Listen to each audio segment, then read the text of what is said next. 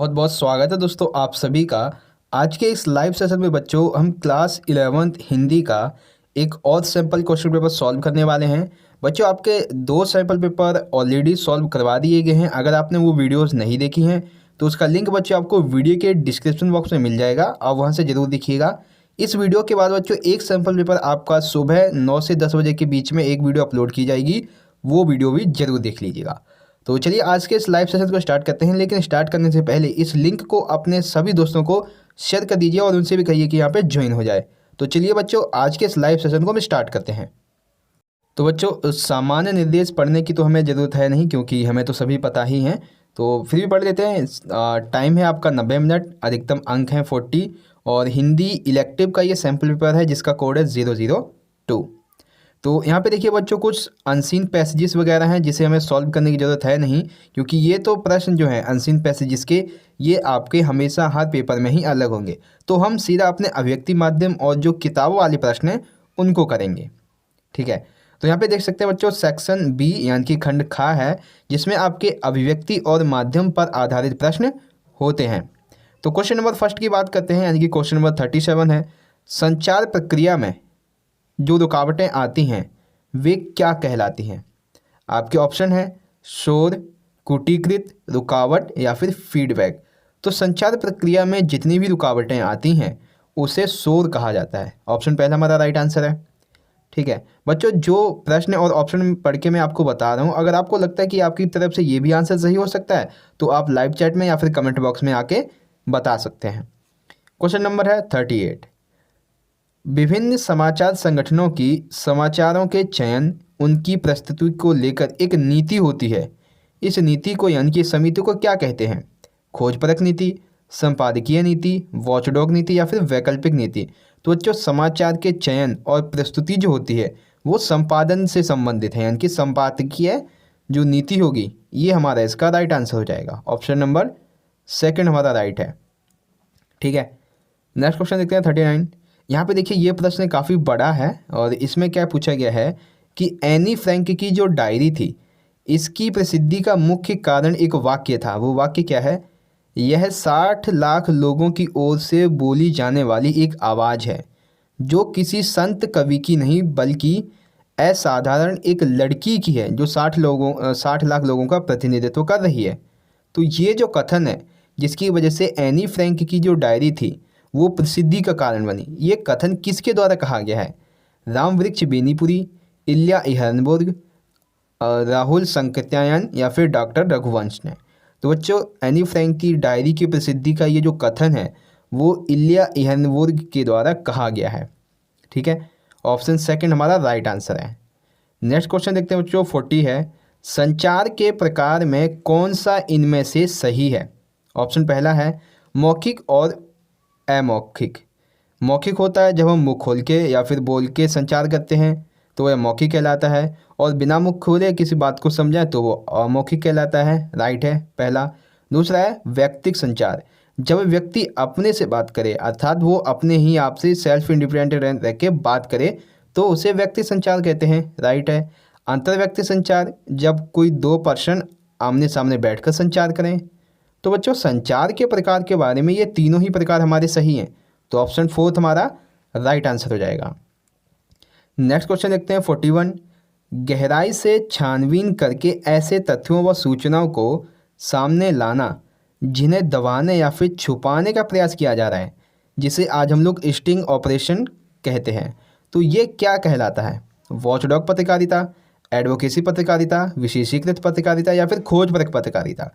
तो जब हम गहराई से छानबीन करके ऐसे तथ्यों और सूचनाओं को सामने लाते हैं जिन्हें दबाने या फिर छुपाने का प्रयास किया जाए तो उसे कहते हैं खोजी परक पत्रकारिता। खोज परक पत्रकारिता उसे कहते हैं, जिसका वर्तमान में नाम जो है स्टिंग ऑपरेशन दे दिया गया है, ठीक है। तो बच्चों अभिव्यक्ति और माध्यम से संबंधित ये आपके कुछ 5 प्रश्न थे जो कि मोस्ट इंपॉर्टेंट हैं आपके एग्जाम के लिए, जो कि सैम्पल प्रश्न पत्र में लिए गए हैं, ठीक है। अब हम चलेंगे बच्चों आपके सेक्शन सी की तरफ, यानी कि खंड ग की तरफ। इसमें आपकी पाठ्य पुस्तक जो है अंतराल और अनुपूरक पाठ्य पुस्तक, यानी कि एक है अंतरा किताब, एक है आपकी अंतराल, इन्हीं दोनों से संबंधित जो प्रश्न है उन्हें करेंगे। और जिसमें से हमारा जो पहला प्रश्न होगा वो है आपका एक काव्यांश, ठीक है। तो तो ये काव्यांश देख सकते हैं, एक बार हम पढ़ते हैं इसे। गोकुल के कुल के गली के गोप गौनी, यानी कि इससे पता चल रहा है कि ये जो काव्य है वो किसका है। ये काव्य है बच्चों पद्माकर जी का।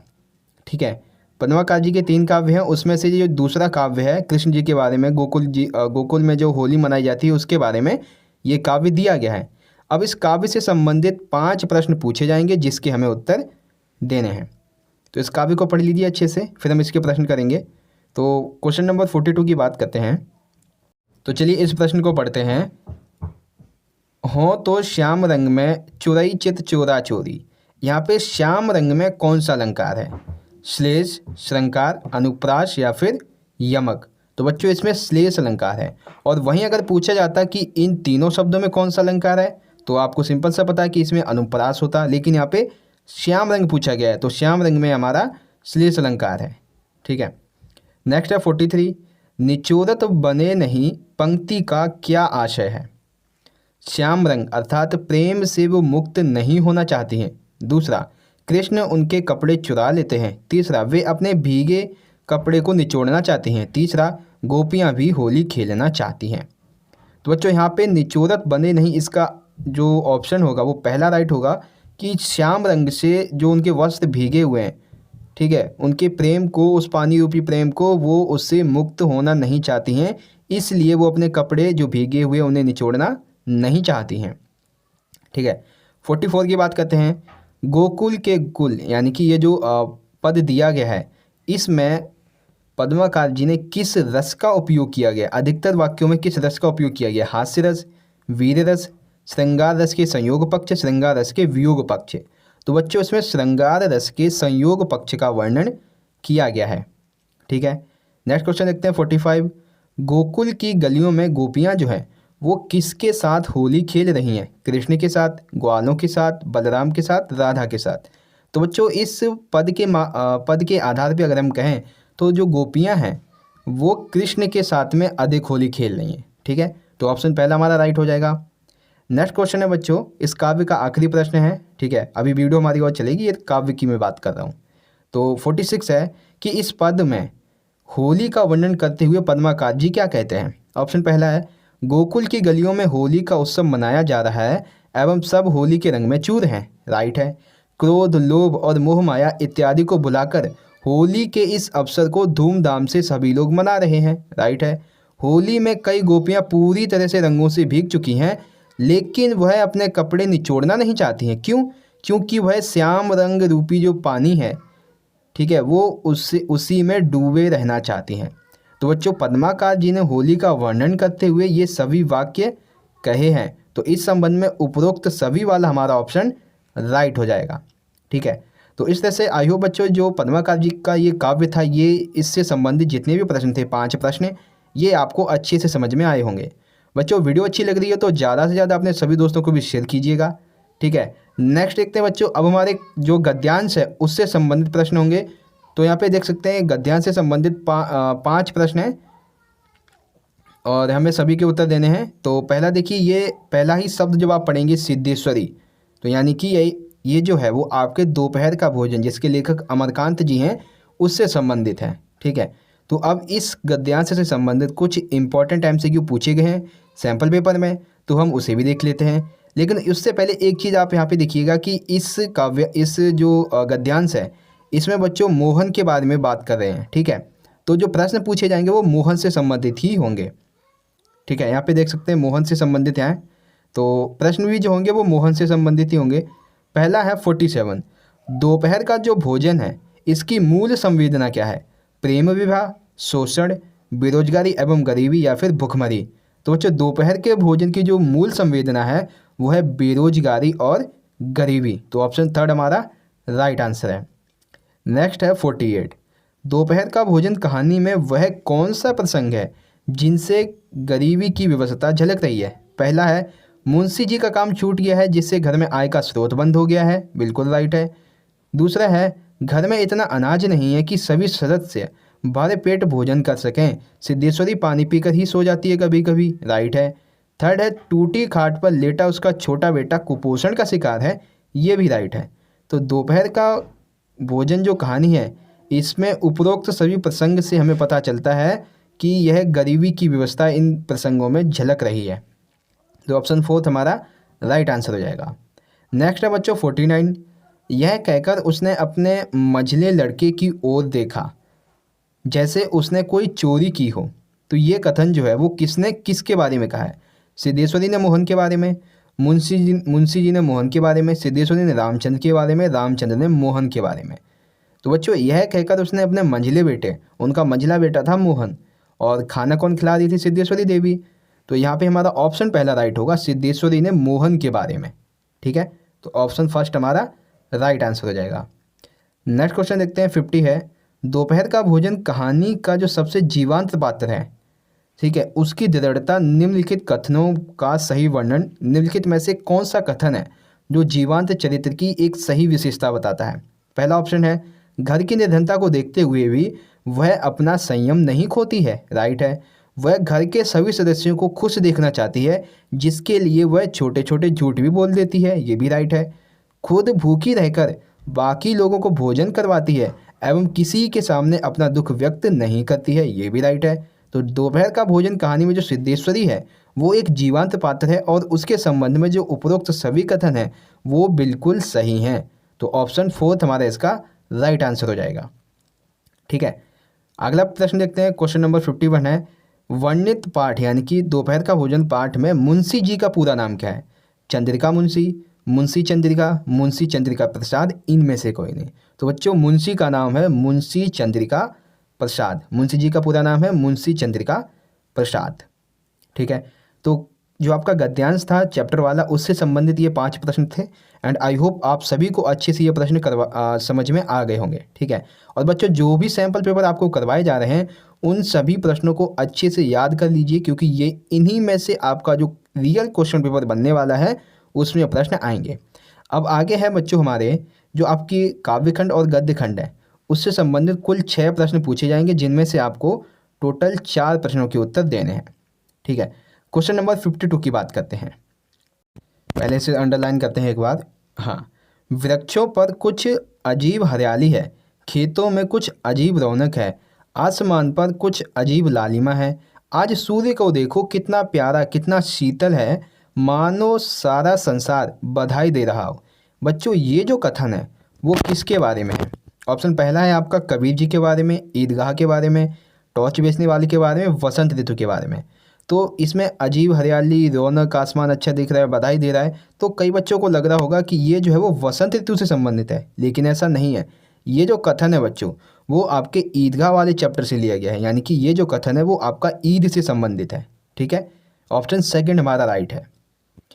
53 की बात करते हैं, टॉर्च बेचने वाले पाठ में वर्णित निम्नलिखित शब्दों में से जो निम्नलिखित शब्द हैं इनमें से किसका अर्थ सही है?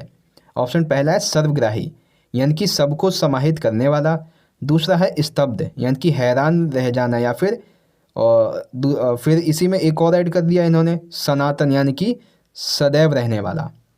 अब इसमें से चुनना है कि केवल हमारा पहला सही है या फिर दोनों ही सही है। तो बच्चों टॉर्च बेचने वाले पाठ में वर्णित जो दोनों शब्द हैं, दो नहीं यहाँ पे 3 है, एक सर्वग्राही है, दूसरा स्तब्ध है और तीसरा है सनातन। तो ये तीनों का ही वर्णन यहाँ पे सही है। तो यहाँ पे हमारा ऑप्शन फोर्थ पहला और दूसरा इसका राइट आंसर हो जाएगा।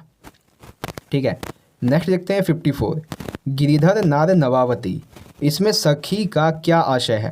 पहला ऑप्शन है गोपियाँ कृष्ण की बांसुरी को चुराने का उपाय करती हैं। दूसरा है गोपियाँ कृष्ण से अपनी आज्ञा पालन करने के लिए कहती हैं। गोपियाँ बांसुरी को औरत के रूप में देखती हैं और उन पर व्यंग कसती हैं कि वे नहीं चाहती कृष्ण बांसुरी को इस प्रकार अपने होठों से लगाएं। तो गिरिधर नार नवावती, इससे बच्चों जो ऑप्शन थर्ड है ये हमारा इसका ऑप्शन राइट हो जाएगा। ठीक है, ऑप्शन थर्ड हमारा राइट है। नेक्स्ट है 55, हिंदुअन की हिंदुआई देखी, तुर्कन की तुर्काई देखी, इस दोहे के माध्यम से कबीर दास जी का व्यंग्य भाव क्या है? ऑप्शन पहला है हिंदू और मुसलमान दोनों ने ईश्वरी प्राप्ति के लिए गलत मार्ग चुना हुआ है, राइट है। दूसरा है हिंदू और मुसलमान दोनों में ही अंधविश्वास तथा छुआछूत जैसी बुराइयां फैली हुई हैं, राइट है। तीसरा है हिंदू और मुसलमानों का परस्पर प्रेम का वर्णन किया गया है, ये गलत है। तो यहाँ पे इस दोहे के माध्यम से जो व्यंग भाव किया गया है उस संबंध में ऑप्शन फोर्थ पहला और दूसरा हमारा राइट ऑप्शन हो जाएगा। ठीक है। आई होप आपको समझ में आया होगा। नेक्स्ट है 56, एक और मिट्टी है दूसरी ओर लोहा, जो इस वक्त अपने को फौलाद कह रहा है, वह अज्ञेय है, यानी सॉरी वह अजेय है, वह घातक है, यह कथन किसके बारे में है? तो ये कथन बच्चों आपके ईदगाह वाले चैप्टर से लिया गया है। अब ये कथन है किसके बारे में वो हमें बताना है, हामिद के चिमटे के बारे में, महमूद के सिपाही के बारे में, नूर के वकील के बारे में, या फिर मोहसिन की भिश्ती। तो आपको इस कथन में इसका आंसर मिल रहा होगा कि एक और मिट्टी है यानी कि खिलौने, और दूसरी तरफ लोहा यानी कि चिमटा, क्योंकि जो उसके दोस्त थे महमूद, नूर, मोहसिन, इन सभी ने, किसी ने सिपाही, किसी ने वकील, किसी ने भिश्ती खरीदा है, तो यहाँ पे वो मिट्टी के खिलौने हो गए, लेकिन जो हामिद है उसका जो चिमटा है वो लोहे का है। तो सिंपल सी बात है कि ये जो कथन है वो हामिद के चिमटे के लिए उपयुक्त किया गया है। ठीक है, तो ऑप्शन नंबर फर्स्ट हमारा इसका राइट आंसर हो जाएगा। तो इस तरह से बच्चों आपके ये जो प्रश्न थे यहाँ पे कंप्लीट होते हैं। अब जो हमारे प्रश्न आएंगे वो आपकी सेकंड बुक जो है अंतराल, उससे संबंधित है। ठीक है, और यहाँ पे कुल जो वो 6 प्रश्न दिए जाएंगे, यहाँ पे 5 लिखा हुआ है, 6 होना चाहिए, क्योंकि यहाँ पे देखिए 57, 8, 9, 61 एंड 2, इनके टोटल ये 6 हो गए। तो इस हिसाब से यहाँ पे 6 लिखा हुआ होना चाहिए था। ठीक है, 6 प्रश्नों में से किन्हीं 3 प्रश्नों के आपको उत्तर देने हैं। तो चलिए देखते हैं।